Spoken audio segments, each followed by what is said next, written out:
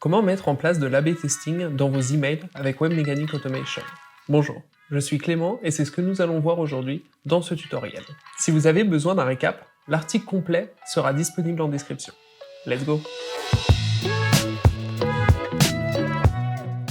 Pour commencer, un petit rappel.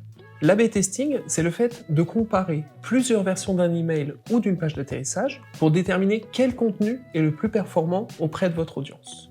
Vous allez donc commencer par définir la variable de votre contenu que vous souhaitez tester. Ça peut être une image, un texte, un objet, un call to action, etc. Ensuite, vous allez déterminer l'objectif de réussite de votre test. Le taux de soumission à un formulaire, le taux de clic ou d'ouverture, ou encore le nombre de téléchargements de votre ressource. La version ayant les meilleurs résultats sera considérée comme gagnante et pourra être envoyée au reste de votre base. Voyons maintenant comment cela fonctionne dans Webmecanic Automation. Commencez par créer un nouvel email.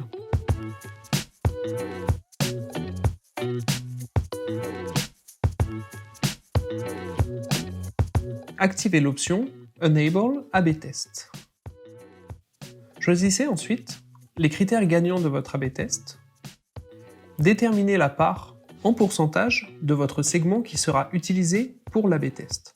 Si vous choisissez 10%, l'A/B testing va se faire sur ces 10%, et l'email gagnant sera alors envoyé aux 90% restants de votre segment.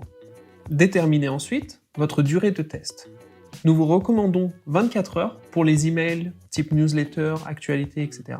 N'hésitez pas à mettre plusieurs jours si votre objectif de réussite est basé sur des soumissions de formulaires. Une fois fait, enregistrez et fermez votre email.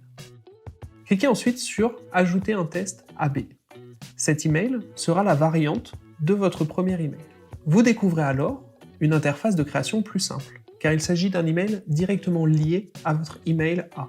Déterminez le pourcentage relatif du test dans le champ volume de trafic. Ce pourcentage détermine combien de contacts vont recevoir cette variante dans l'échantillon que vous avez défini dans l'email A.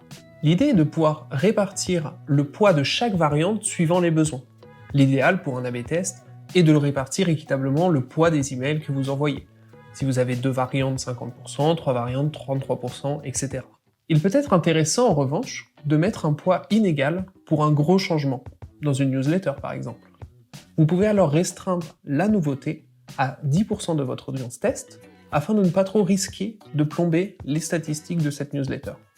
Une fois le volume de trafic défini, enregistrez et fermez. Il ne vous reste plus qu'à envoyer votre email A depuis l'interface sur le bouton « Envoyer » ou en programmant sa publication. Vous savez maintenant comment mettre en place de l'A/B testing pour vos emails. Sachez qu'avec Webmecanic Automation, il est également possible de faire de l'A/B testing sur vos landing pages. On vous glisse l'article tuto en description. À bientôt.